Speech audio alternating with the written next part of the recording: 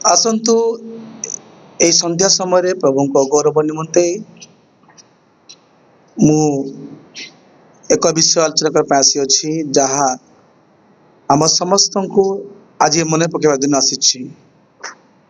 ଯାହାଙ୍କ ବିୟୋଗରେ ସାରା ସମୟରେ ଦୁଃଖିତ, ବିଶେଷ କରିକି ଆମମାନଙ୍କର ଭ୍ରମରପୁର ମଣ୍ଡଳୀ ଦୁଃଖିତ, ପୁଣି ପଲ୍ ଆଜ୍ଞାଙ୍କ ପରିବାର ଦୁଃଖିତ ଅଟୁ।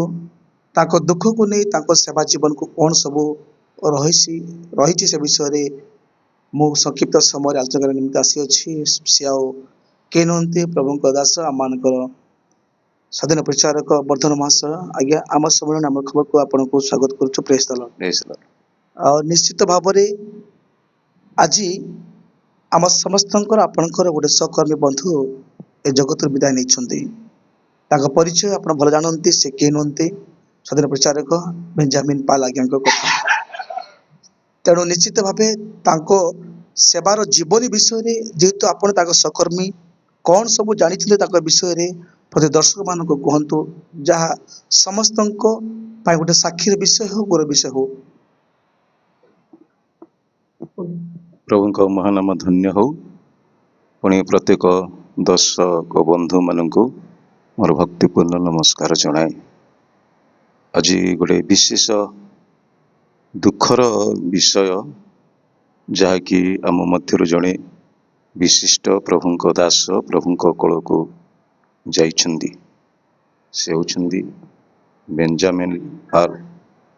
ଆଉ ସେ ପ୍ରତ୍ୟେକଙ୍କର ପରିଚିତ, ପ୍ରତ୍ୟେକଙ୍କ ହୃଦୟରେ ସ୍ଥାନ ପାଇବା ଲୋକ, ପ୍ରତ୍ୟେକଙ୍କର ମନ କିଣା ଲୋକ।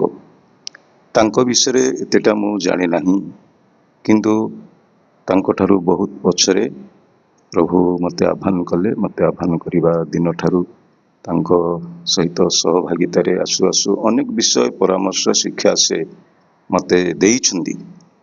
ତା ପୂର୍ବରୁ ସେ ତାଙ୍କ ସହିତ ଆମେ ସାକ୍ଷାତ କଲେ, ମିଶିଲେ, ସେ କହୁଥାନ୍ତି ଯେ ଗୋଟେ ଜାଗାରେ ପ୍ରଭୁଙ୍କ ସେବା କରିବା ପାଇଁ ଯେତେବେଳେ ଯାଇଥିଲେ, ବହୁତ ଆଗ କଥା, ତାଙ୍କୁ ଗୋଟେ ଘରେ ପୂରେଇ ମର୍ଚ୍ଚ ଧୂପ ଦେଇଥିଲେ।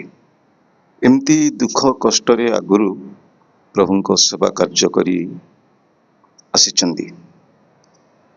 ତାପରେ ତାଙ୍କ ବିଷୟ ମୁଁ ଜାଣେ, ପୁଣି ଅନେକ ଜାଣନ୍ତି। ସେ ସମ୍ମିଳନୀରେ ଅନେକଙ୍କର ପରିତ୍ରାଣର କାରଣ ତୁଲ୍ୟ।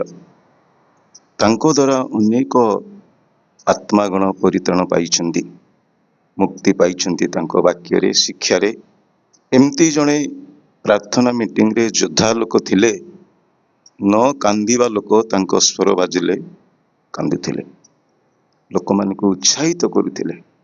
ସେ ଦାରା ଧରି ଯେତେବେଳେ ପ୍ରାର୍ଥନା ମିଟିଂରେ ଠିଆ ହେବ, ଏମିତି ଦାନ ପ୍ରଭୁ ତାକୁ ଦେଇଥିଲେ, ଏମିତି ଭାବରେ ତାକୁ ଆହ୍ୱାନ କରିଥିଲେ ପ୍ରଭୁ। ଆଉ ଅନେକ ଲୋକମାନଙ୍କ ନିକଟକୁ ପବିତ୍ର ଆତ୍ମା ଓହ୍ଲେଇ ଆସୁଥିଲେ।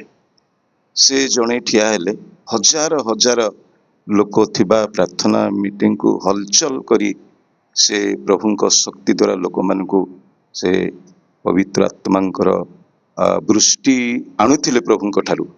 ଏମିତି ଜଣେ ବ୍ୟକ୍ତି। ଗୋଟେ କଥା ବାଇବେଲରୁ ଆମେ ପ୍ରତ୍ୟେକ ଜାଣୁ, ଅବନର ଯେତେବେଳେ ମରିଗଲେ, ଦାଉଦ ରାଜା ସେ କହିଲେ, ଆଜି ଜଣେ ମହାପୁରୁଷ ଯେ ପତିତ ହୋଇଅଛି, ଏହା କ'ଣ ମୁଁ ଜାଣୁନାହିଁ? ମୁଁ ରାଜା ହେଲେ ହେଁ ଦୁର୍ବଳ ହେଲି। ପ୍ରକୃତରେ ଗୋଟେ ଦେଶରୁ ଯେବେ ଜଣେ ବଡ଼ ଲୋକ ଚାଲିଯାଆନ୍ତି, ଦେଶ ଦୁର୍ବଳ। ଗୋଟେ ଗାଁରୁ ଯେତେବେଳେ ଜଣେ ବଡ଼ ଲୋକ ଚାଲିଯାଆନ୍ତି, ଗାଁ ଦୁର୍ବଳ। ପରିବାର ମଧ୍ୟରୁ ମୁଖିଆ ଯେତେବେଳେ ଚାଲିଯାଆନ୍ତି, ପରିବାର ଦୁର୍ବଳ।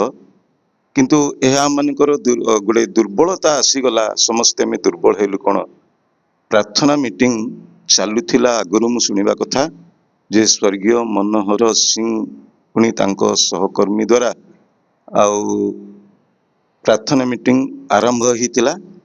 ସେମାନେ ପ୍ରଭୁଙ୍କ କୋଳକୁ ଯିବା ପରେ ପରେ ଏମାନେ ଠିଆ ହେଇ ପ୍ରାର୍ଥନା ମିଟିଂକୁ ପରିଚାଳନା କରି ବଞ୍ଚେଇ ରଖିଥିଲେ।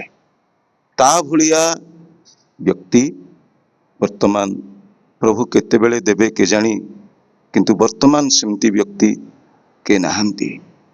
ତେଣୁ ଆମେ ଦୁର୍ବଳ। ତାର ପାଠ ନାହିଁ, ଡିଗ୍ରୀ ନାହିଁ, କିଛି ନାହିଁ, କିନ୍ତୁ ପବିତ୍ର ଆତ୍ମାଙ୍କ ଶକ୍ତିରେ ପ୍ରଭୁଙ୍କ ସେବାରେ ସେ ତାଙ୍କ ଗୋଟେ ହାତ ଗୋଟେ ଗୋଡ଼ ଦୁର୍ବଳ ହେଲେ ମଧ୍ୟ ପ୍ରଭୁଙ୍କ ସେବାରେ ସେ ବ୍ୟବହାର ହେଇ ଆସିଛନ୍ତି।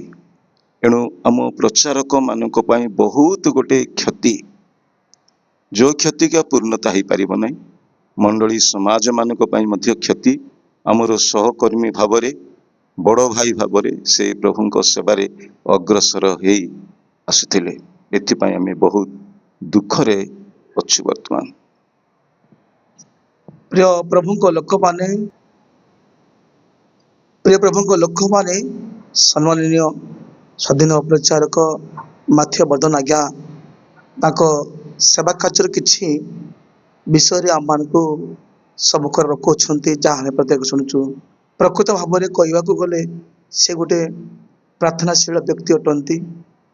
ସେ ହୁଏତ ବିକଳାଙ୍ଗ ହେଲେ ସୁଦ୍ଧା ସେ ଯୁବା ପରି କୁଦା ମାରି ଠିଆଇ ଷ୍ଟେଜରେ ବାକ୍ୟ ପ୍ରଚାର କରନ୍ତି, ଉଦ୍ଦୀପନା ଆଣି ଦିଅନ୍ତି। ତେଣୁ ନିଶ୍ଚିତ ଭାବେ ଏହା ମଣ୍ଡଳୀ ସମ୍ମିଳନୀ ପାଇଁ ଗୋଟେ ମାନେ ଅପୂର୍ଣ୍ଣ କ୍ଷତିପୂର୍ଣ୍ଣ ହେଇଛି, ଯାହା ଆମେ ଦେଖିବାକୁ ପାରୁଛୁ। ତେଣୁ ଆପଣଙ୍କର ସହକର୍ମୀ, ଆମ ସମସ୍ତଙ୍କ ସହକର୍ମୀ କଣ ସମ୍ମିଳନୀ ନିମନ୍ତେ ସାନ୍ତ୍ୱନାର ବାର୍ତ୍ତା ଦେବେ ପଦେ ଅନୁରୋଧ କରୁଛି। ପ୍ରିୟ ବର୍ଦ୍ଧନ ମାସ ସମସ୍ତଙ୍କ ନିମନ୍ତେ, ପୁଣି ଉକ୍ତ ମଣ୍ଡଳୀ ବ୍ରହ୍ମପୁର ନିମନ୍ତେ, ତାଙ୍କ ପରିବାର ନିମନ୍ତେ କଣ ସାନ୍ତ୍ୱନାର ବାର୍ତ୍ତା ଦେବେ ପଦେ କୁହନ୍ତୁ। ସ୍ୱାନ୍ତନାର କଥା ହେଉଛି ପ୍ରଭୁ ହିଁ ଆମମାନଙ୍କର ସ୍ୱାନ୍ତନାର ପ୍ରଭୁ। ସେ ଦୁଃଖୀ ପରିବାରକୁ ସେ ହିଁ ସ୍ୱାନ୍ତନା ପ୍ରଦାନ କରନ୍ତୁ। ପୁଣି ସେ ମଣ୍ଡଳୀକି ମଧ୍ୟ ସେ ହିଁ ସ୍ୱାନ୍ତନା ପ୍ରଦାନ କରନ୍ତୁ। ପୁଣି ଆମ ସମ୍ମିଳନୀ ଭିତରେ ପୁଣି ବାହାରେ ମଧ୍ୟ ଜାତି କି ବିଜାତି ମାନେ ବହୁତ ଦୂରୁ ଆସିଲେ ତାଙ୍କ ବାକ୍ୟ ଶୁଣି ତାଙ୍କ ପ୍ରାର୍ଥନା ଦ୍ୱାରା ପ୍ରଭୁଙ୍କୁ ପାଇକି ଯାଇଛନ୍ତି। ଏ ଦୁଃଖ ଶୁଣିଲେ କେହି ହେଲେ ଆଉ ଖୁସିରେ ରହିପାରିବେନି, ବହୁତ ଦୁଃଖ। କିନ୍ତୁ ପ୍ରଭୁ ହିଁ ସମସ୍ତଙ୍କୁ ଦୁଃଖୀ ପରିବାର ସହିତ ପ୍ରତ୍ୟେକଙ୍କୁ ସାନ୍ତ୍ୱନା ପ୍ରଦାନ କରନ୍ତୁ। ଧନ୍ୟବାଦ। ଆଉ ଆମେ ଏଇଠି ରଖୁଛୁ, ଯାହା ମାନେ କିଛି ସମୟକୁ ଆମେ ଶୁଣିବାକୁ ପାରୁଛୁ। ପ୍ରଭୁଙ୍କ ଇଚ୍ଛା ହେଲେ କାଲିକି ବିଶୁଦ୍ଧ ବିବରଣୀ ମୁଁ ପ୍ରସାରଣ କରିବା ନିମନ୍ତେ ଚେଷ୍ଟା କରିବି। ଏହା ଆଜି ପାଇଁ ଏଇଠି ରଖୁଛି। ପ୍ରଭୁଙ୍କ ଇଚ୍ଛା ହେଲେ ଆଗାମୀ ସମୟରେ ଆମେ ଏହି ଉପରେ ଆଲୋଚନା କରିବା ପାଇଁ ଯିବା। ବିଶେଷ ଧନ୍ୟବାଦ ବି ବର୍ଦ୍ଧନ ମହାଶୟ, ଆପଣଙ୍କ ବହୁମୂଲ୍ୟ ସମୟ ଆମମାନଙ୍କୁ ଦେଇଥିବା ହେତୁ। ପ୍ରଭୁ ଆପଣଙ୍କ ସେବା କାର୍ଯ୍ୟକୁ ଆଶୀର୍ବାଦ କରନ୍ତୁ। ରହିଲୁ, ନମସ୍କାର।